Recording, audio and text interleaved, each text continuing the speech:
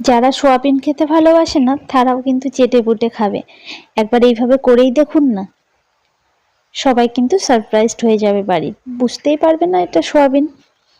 সোয়াবিনটাকে আমি ভিজিয়ে রেখেছিলাম, তারপরে তার সঙ্গে দুটো আলু দিয়ে সোয়াবিনটা যখন নরম হলো ভালো করে ধুয়ে নিয়ে এবার আলু দিয়ে থেতো করে নিয়েছি।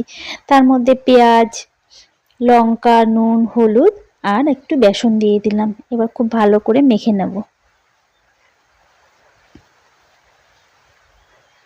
এবার এগুলোকে আমি গোল গোল বল তৈরি করে নেব। এবার আমি তেলের মধ্যে ভেজে নেব।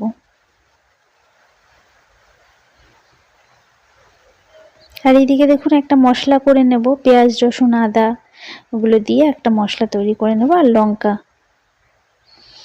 এদিকে কিন্তু সোয়াবিনটা ভাজা হয়ে গেছে, এরকম লাল লাল করে ভেজে নিয়েছি।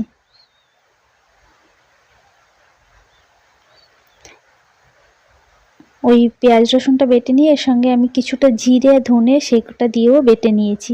এবার সব মশলা তেলের ওপর দিয়ে খুব ভালো করে কষিয়ে নেব। আর পরিমাণ মতো নুন হলুদ তো দিতেই হবে। মশলাটা কষানো হয়ে গেলে জল দিয়ে দিলাম।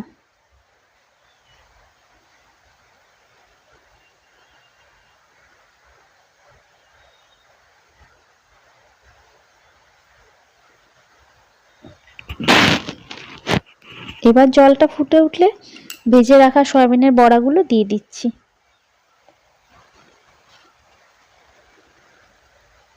ব্যাস, এবার একটু জাল হলে, বেশ ভালো করে রান্না হলে গরম মশলা ছিটিয়ে নামিয়ে নিলাম।